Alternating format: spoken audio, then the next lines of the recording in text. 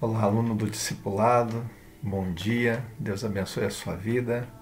Espero que você esteja se protegendo, se cuidando durante todo esse processo de pandemia, mas também aproveitando este período para estar aprendendo a palavra de Deus. Nós temos disponibilizado vários vídeos. Eu creio que você pode escolher um momento, um lugar apropriado, para que você possa aprender a palavra. A palavra ela nos alimenta, ela nos fortalece. E nesta manhã nós estaremos estudando sobre a lição número 7, a vingança e o amor. Olha que texto interessante. Então ele está com o texto base em Mateus 5, 38 ao 48. Você pode acompanhar comigo na sua lição. Diz assim: ouvistes que foi dito, olho por olho e dente por dente. Eu, porém, vos digo que não resistais ao mal, mas se qualquer te bater na face direita, oferece-lhe também a outra. E ao que quiser pleitear contigo e tirar-te a vestimenta, larga-lhe também a capa. E se qualquer te obrigar a caminhar 1 milha, vai com ele 2. Dá a quem te pedir e não te desvies daquele que quiser que lhe emprestes. Ouvistes que foi dito, amarás o teu próximo e aborrecerás o teu inimigo. Eu, porém, vos digo, amai a vossos inimigos, bendizei os que vos maldizem, fazei bem aos que vos odeiam, e orai pelos que vos maltratam e vos perseguem, para que sejais filhos do Pai que está nos céus, porque faz que o sol se levante sobre maus e bons, e a chuva desça sobre justos e injustos. Pois se amardes os que vos amam, que galardão tereis? Não fazem os publicanos também o mesmo? E se saudardes unicamente a vossos irmãos e fazeis demais, não fazem os publicanos também assim? Sede vós, pois, perfeitos, como é perfeito o vosso Pai que está nos céus. A nossa meditação, ela diz assim: a ninguém torneis mal por mal. Procurai as coisas honestas perante todos os homens. Está lá em Romanos 12 e 17, esta passagem. Nós podemos encontrar, então, nesses textos que lemos, alguns pontos fundamentais para a nossa meditação desta manhã.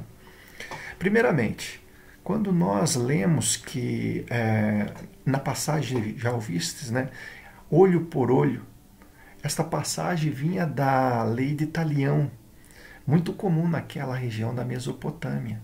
Então Jesus ele pega esse texto, né, e faz com que as pessoas possam ter a noção de que, de agora em diante, no reino de Deus que Jesus estava pregando, essa lei não poderia mais ser feita da mesma forma como era, olho por olho, dente por dente. Não, Jesus estava trazendo o amor, ensinando para aquelas pessoas que o amor deveria prevalecer sobre tudo. Né? Então, ali, já em Levíticos 19, você vai encontrar não te vingarás, nem guardarás ira contra os filhos do teu povo, mas amarás o teu próximo como a ti mesmo. Jesus, ele está ensinando novamente, através da palavra, que nós devemos amar uns aos outros, amar o nosso próximo. Esse olho por olho também vinha do código Hammurabi, provavelmente ali aproximadamente nos anos de 2285 a 2242 a.C. Então nós temos aqui a nossa meditação, que nós vimos ali em Romanos, né? E também nós temos aqui os princípios agora, nessa lição que nós vamos estudar. Os princípios do reino de Deus. Né? São princípios importantes que nós vamos aprender nesta manhã. Não é fácil viver esses princípios, mas com a ajuda do Espírito Santo, com a ajuda de Jesus Cristo na sua vida, porque quando você aceitou a Jesus, você recebe uma nova natureza, você é colocado no corpo de Cristo. E em Cristo nós podemos viver esses princípios do reino de Deus.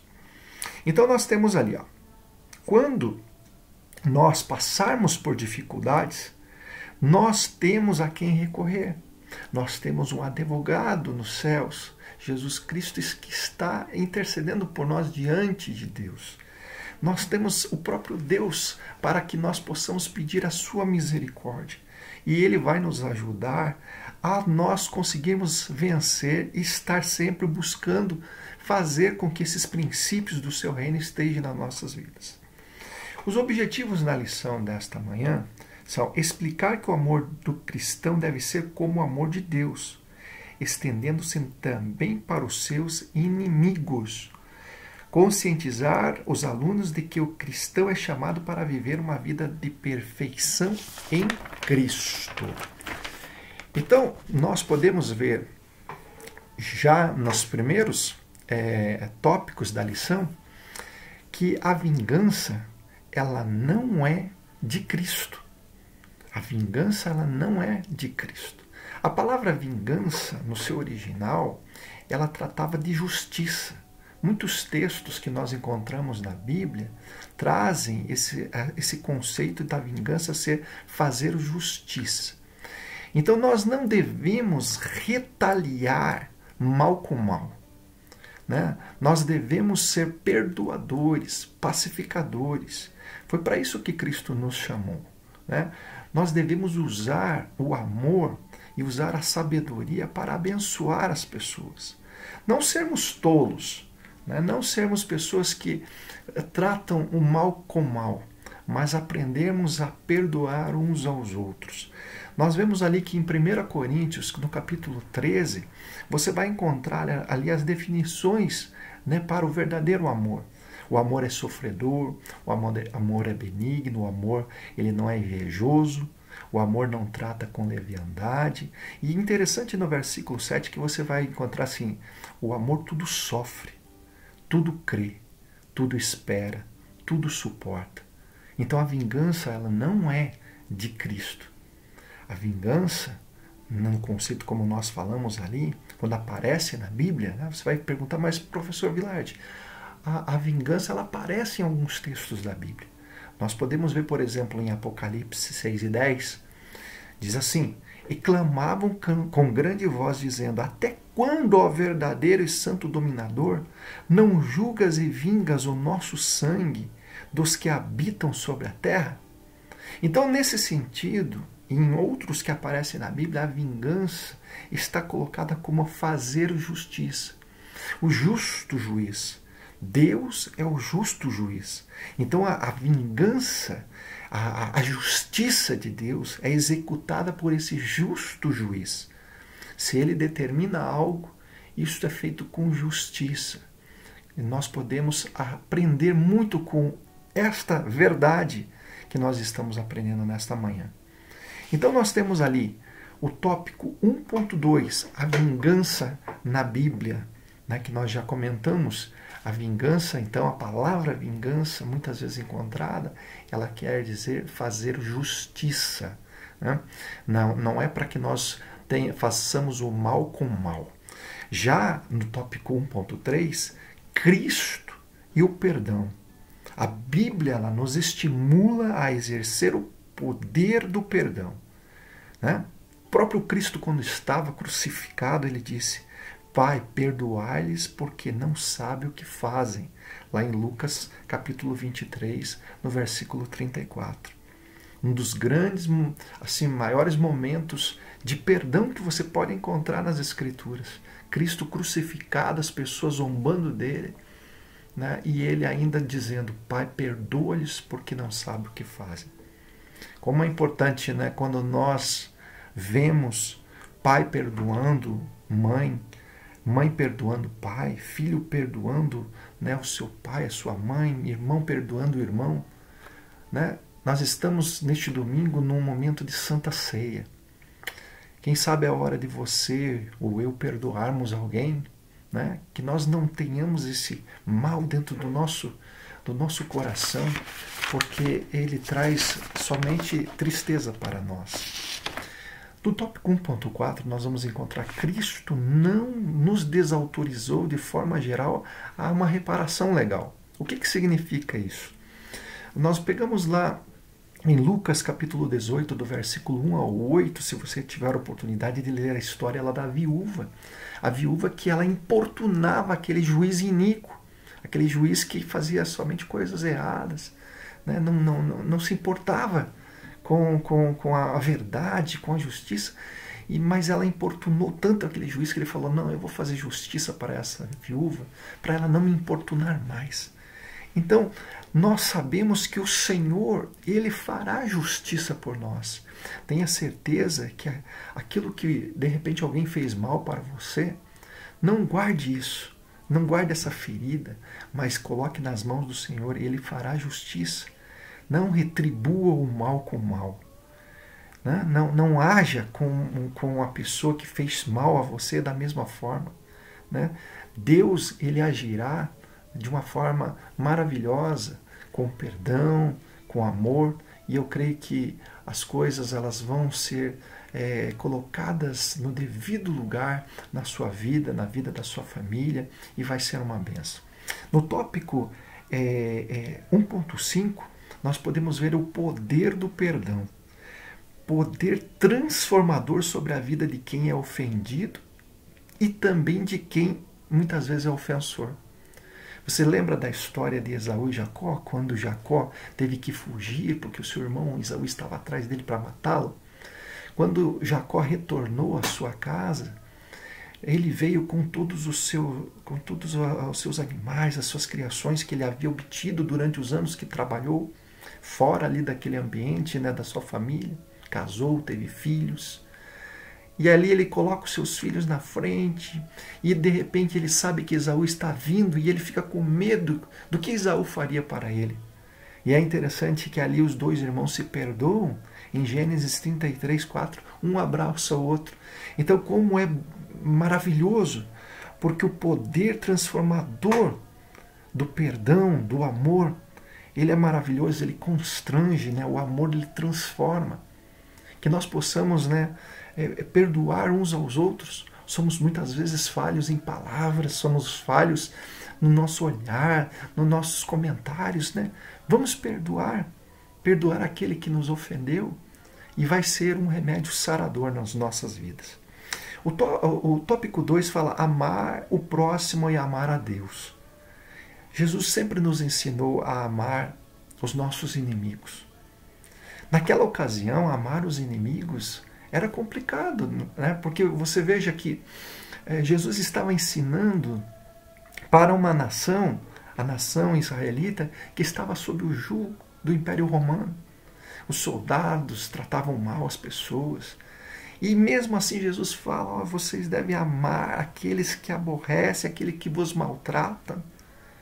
Nos nossos dias não é muito diferente, somos maltratados porque pertencemos a uma família diferente, a um povo diferente, cremos de forma diferente. Mas Jesus continua nos dizendo, ame o seu próximo como a ti mesmo. O tópico 2.2 diz assim, Deus é compassivo com todos, devemos ser como Ele. Então Deus concede sol e chuva para mim, para você, para o justo, para o injusto.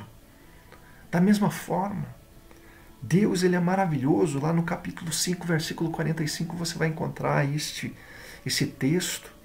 Então, amar o próximo, amar o meu irmão, a minha irmã, mesmo que ele tenha me ofendido, mesmo que ele tenha feito algo errado para comigo, é amar a Deus, é uma expressão de amor para com Deus. Finalmente nós chegamos no tópico 3, que é buscando a perfeição de Cristo. A nossa justiça, ela não deve se igualar como a dos publicanos. Os publicanos naquela época eram homens que faziam as coletas dos impostos dos judeus. Normalmente um publicano ele era amaldiçoado pela sua nação. Era um serviço que o afastava de Deus, o afastava de tudo. E olha só que interessante, quando Jesus está entrando em Jericó, naquela história ali de Lucas 19, 1 e 10, você vai ver que Jesus está entrando e um homem de pequena estatura chamado Zaqueu, que era chefe dos publicanos, né, e era rico, ele sobe numa figueira brava para ver quem estava passando, ele queria ver Jesus. E Jesus para debaixo daquela figueira e diz, olha, hoje me convém pousar na sua casa. E ele fica tão feliz que na hora do jantar ele fala, olha, se eu tenho defraudado alguém, eu dou a metade dos meus bens aos pobres e eu quadruplico, eu vou entregar aquilo para quem eu defraudei. Então a salvação entrou naquela casa porque Jesus teve misericórdia daquele homem que era um publicano. Da mesma forma, Mateus, né, o discípulo de Jesus, Mateus também era um publicano. E quando Jesus chega e ele está cobrando os impostos, ele tinha uma renda muito boa, ele tinha dinheiro, quando Jesus fala, segue-me, ele deixa tudo e ele segue a Jesus. Que coisa maravilhosa, né? Então, o amor de Jesus contagia, né? O amor de Jesus, onde ele está, entra a salvação, que este amor entre na sua casa, nesta manhã, na sua família.